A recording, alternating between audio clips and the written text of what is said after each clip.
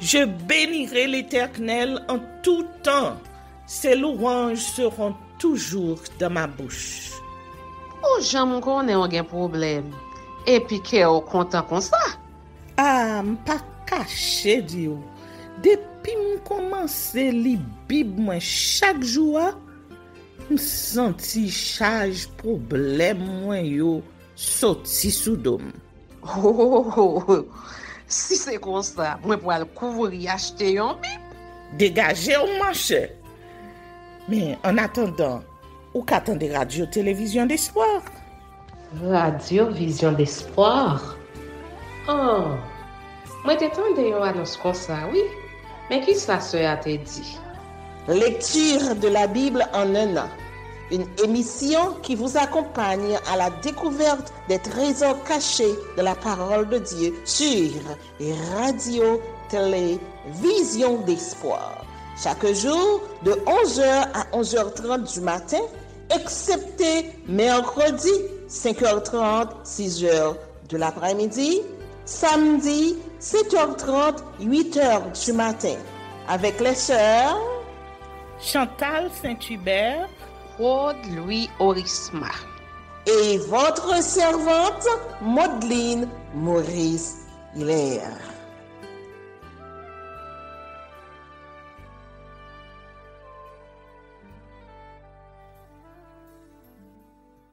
Saint-Esprit de Dieu, fais-nous la grâce de jouir de ta présence durant cette lecture qui enseigne, convainc, corrige, instruit et qui sauve.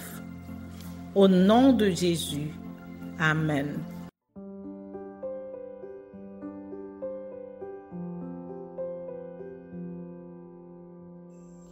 Un Samuel, chapitre 23.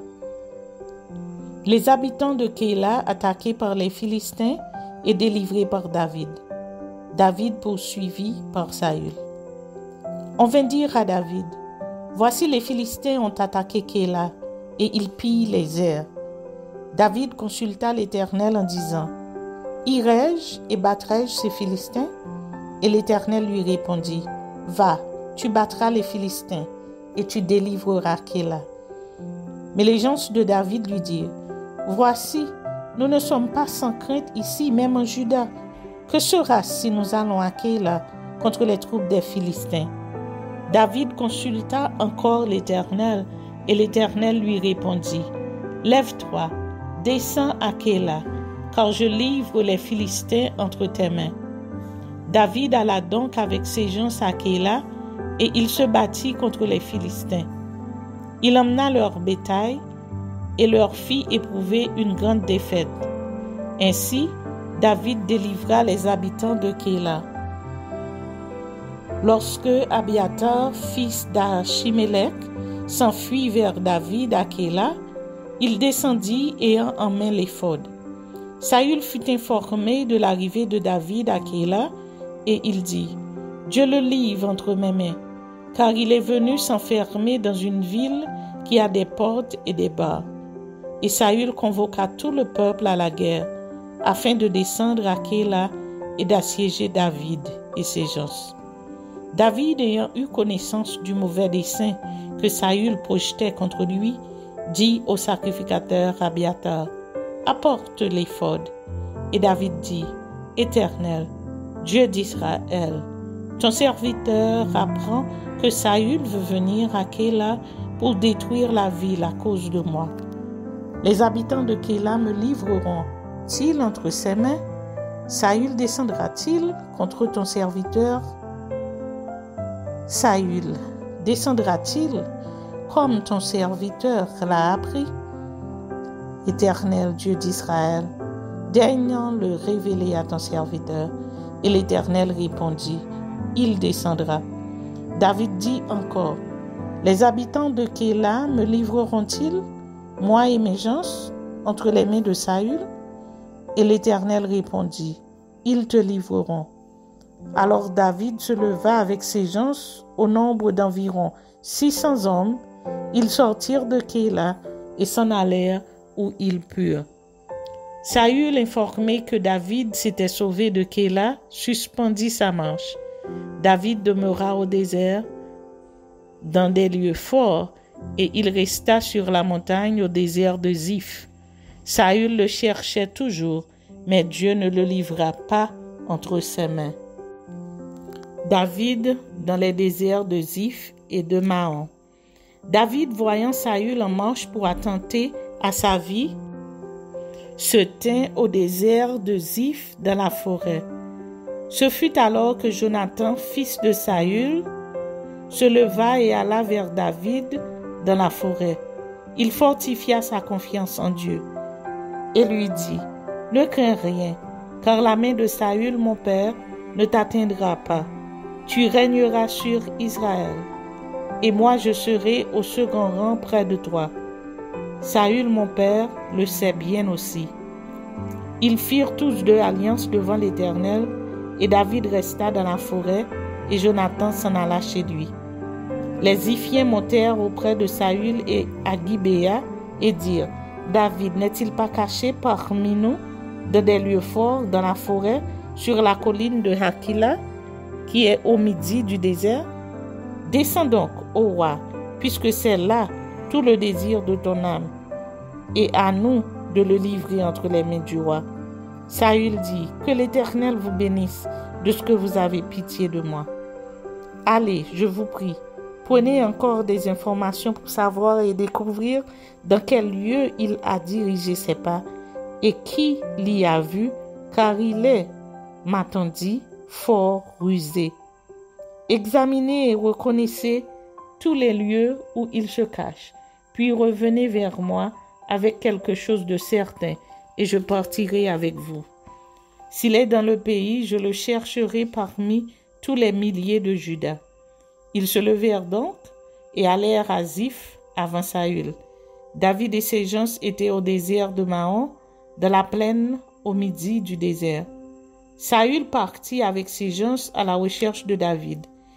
Et l'on en informa David qui descendit le rocher et resta dans le désert de Maon.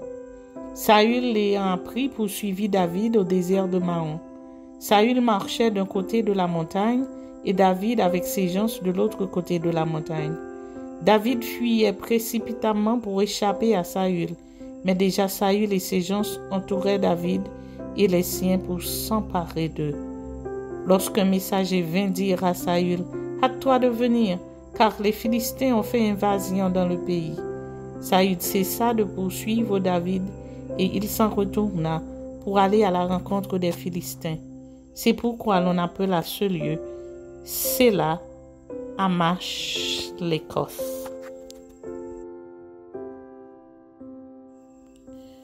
1 Samuel chapitre 24. David dans la caverne d'En-Gedi, Saül épargné par David. De là, David monta vers les lieux forts d'En-Gedi et il demeura. Lorsque Saül fut revenu de la poursuite des Philistins, on vint lui dire, « Voici David est dans le désert d'En-Gedi. » Saül prit 3000 hommes d'élite sur tout Israël, et il alla chercher David et ses gens jusque sur les rochers des boucs sauvages. Il arriva à des parcs de brebis qui étaient près du chemin, et là se trouvait une caverne où il entra pour se couvrir les pieds. David et ses gens étaient au fond de la caverne. Les gens de David lui dirent, « Voici le jour où l'Éternel te dit, « Je livre ton ennemi entre tes mains. Traite-le comme bon te semblera. » David se leva et coupa doucement le pan du manteau de Saül. Après cela, le cœur lui battit, parce qu'il avait coupé le pan du manteau de Saül.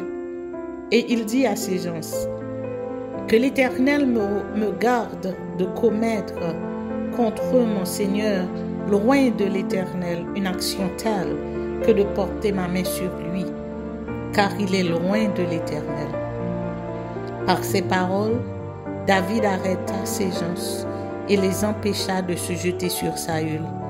Puis Saül se leva pour sortir de la caverne et continua son chemin. Après cela, David se leva et sortit de la caverne. Il se mit alors à crier après Saül. « Ô roi, mon Seigneur !» Saül regarda derrière lui et David s'inclina le visage contre terre et se prosterna. David dit à Saül, « Pourquoi écoutes-tu les propos des gens qui disent « Voici David cherche ton malheur » ? Tu vois maintenant de tes propres yeux que l'Éternel t'avait livré aujourd'hui entre mes mains dans la caverne. On m'excitait à te tuer, mais je t'ai épargné et j'ai dit, je ne porterai pas la main sur mon Seigneur car il est loin de l'Éternel. Vois, mon Père, vois donc le pan de ton manteau dans ma main, puisque j'ai coupé le pan de ton manteau et que je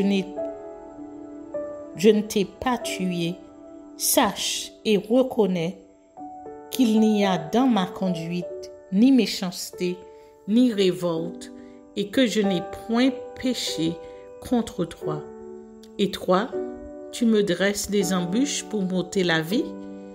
L'Éternel sera juge entre moi et toi, et l'Éternel me vengera de toi, mais je ne porterai point la main sur toi. Des méchants vient la méchanceté, dit l'ancien proverbe. Aussi je ne porterai point la main sur toi. Contre qui le roi d'Israël s'est-il mis en marche? Qui poursuis-tu? Un chien mort? Une puce? L'Éternel jugera et prononcera entre moi et toi. Il regardera, il défendra ma cause. Il me rendra justice en me délivrant de ta main. Lorsque David eut fini d'adresser à Saül ces paroles, Saül dit, « Est-ce bien ta voix, mon fils David ?» Et Saül éleva la voix et pleura. Et il dit à David, « Tu es plus juste que moi, car tu m'as fait du bien et moi je t'ai fait du mal. Tu manifestes aujourd'hui la bonté avec laquelle tu agis envers moi, puisque l'Éternel m'avait livré entre tes mains et que tu ne m'as pas tué. Si quelqu'un rencontre son ennemi, le laisse-t-il poursuivre tranquillement son chemin? Que l'Éternel te récompense pour ce que tu m'as fait en ce jour. Maintenant, voici, je sais que tu régneras et que la royauté d'Israël restera entre tes mains. Jure-moi donc par l'Éternel que tu ne détruiras pas ma postérité après moi et que tu ne retrancheras pas mon nom de la maison de mon père. » David le jura à Saül. Puis Saül s'en alla dans sa maison et David et ses gens montèrent au lieu fort.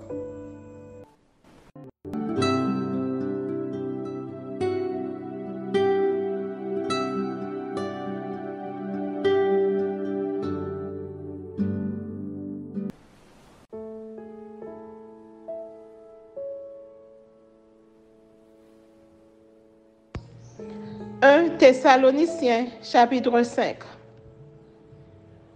Pour ce qui est des temps et des moments, vous n'avez pas besoin, frères, qu'on vous en écrive. Car vous savez bien vous-même que le jour du Seigneur viendra comme un voleur dans la nuit.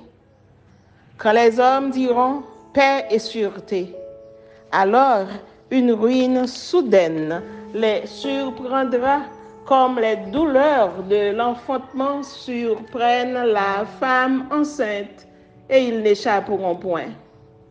Mais vous, frères, vous n'êtes pas dans les ténèbres, pour que ce jour vous surprenne comme un voleur. Vous êtes tous des enfants de la lumière et des enfants du jour. Nous ne sommes point de la nuit ni des ténèbres. Ne dormons donc point comme les autres, mais veillons et soyons sobres. Car ceux qui dorment, dorment la nuit, et ceux qui s'enivrent, s'enivrent la nuit. Mais nous qui sommes du jour, soyons sobres, ayant revêtu la cuirasse de la foi et de la charité, et ayant pour casque l'espérance du salut. Car Dieu ne nous a pas destinés à la colère, mais à l'acquisition du salut par notre Seigneur Jésus-Christ, qui est mort pour nous, afin que, Soit que nous veillions, soit que nous dormions, nous vivions ensemble avec lui. C'est pourquoi exhortez-vous réciproquement et édifiez-vous les uns les autres comme en réalité vous le faites. Préceptes divers. Nous vous prions, frères, d'avoir de la considération pour ceux qui travaillent parmi vous, qui vous dirigent dans le Seigneur et qui vous exhortent. Ayez pour eux beaucoup d'affection à cause de leur œuvre. Soyez en paix entre vous. Nous vous en prions aussi, frères, avertissez ceux qui vivent dans le désordre, consolez ceux qui sont abattus, supportez les faibles, usez de patience envers tous. Prenez garde que personne ne rende à autrui le mal pour le mal, mais poursuivez toujours le bien, soit entre vous, soit envers tous. Soyez toujours joyeux. Priez sans cesse. Rendez grâce en toutes choses, car c'est à votre égard la volonté de Dieu en Jésus-Christ. N'éteignez pas l'esprit, ne méprisez pas les prophéties, mais examinez toutes choses, retenez ce qui est bon. Abstenez-vous de toute espèce de mal. Vœux et salutations. Que le Dieu de paix vous sanctifie lui-même tout entier et que tout votre être, l'esprit, l'âme et le corps soient conservés irrépréhensibles lors de l'avènement de notre Seigneur Jésus-Christ. Celui qui vous a appelé est fidèle et c'est lui qui le fera. Frères, priez pour nous. Saluez tous les frères par un saint baiser. Je vous en conjure par le Seigneur que cette lettre soit lue à tous les frères. Que la grâce de notre Seigneur Jésus-Christ soit avec vous.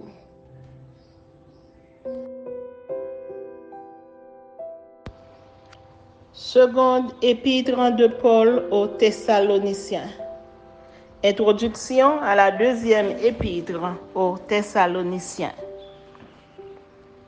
En raison des points communs entre les deux épîtres aux Thessaloniciens, il est recommandé aux lecteurs de se référer à l'introduction de 1 Thessalonicien pour complément d'information, surtout pour ce qui concerne les questions d'auteur et de destinataire.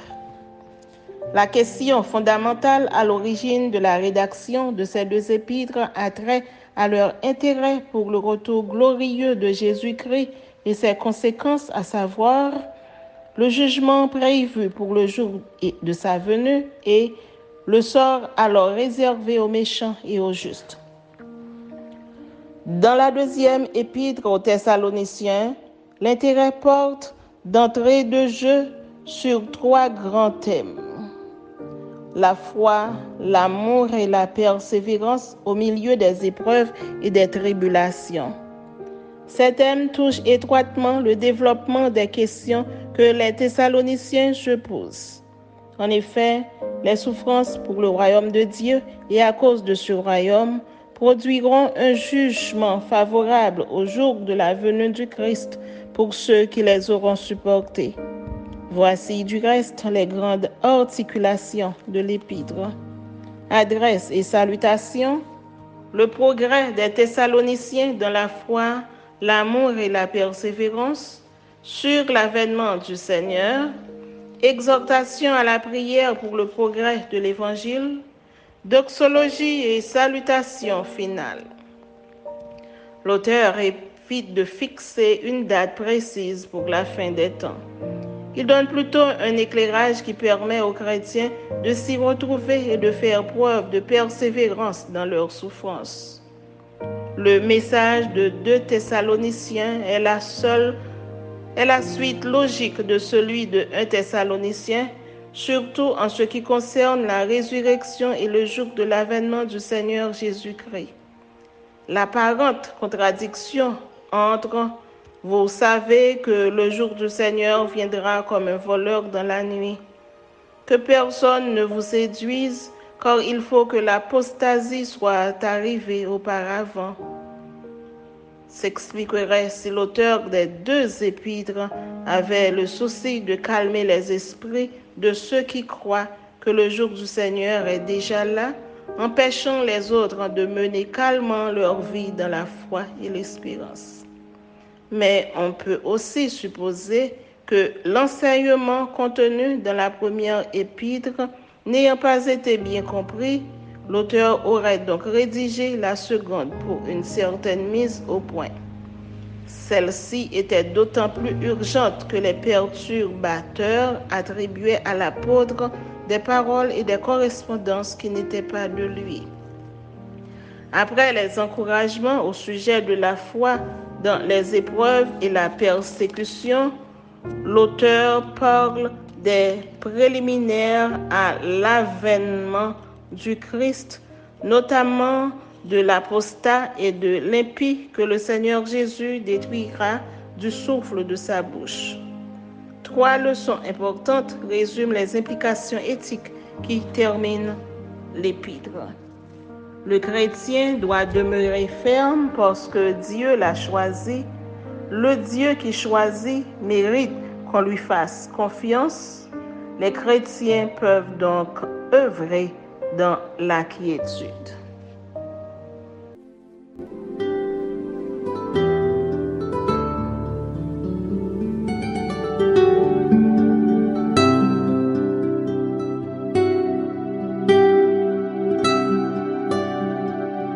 Merci Seigneur de nous donner le discernement dans la lecture de ta parole, que nous y prêtions attention afin d'appliquer notre cœur à la sagesse.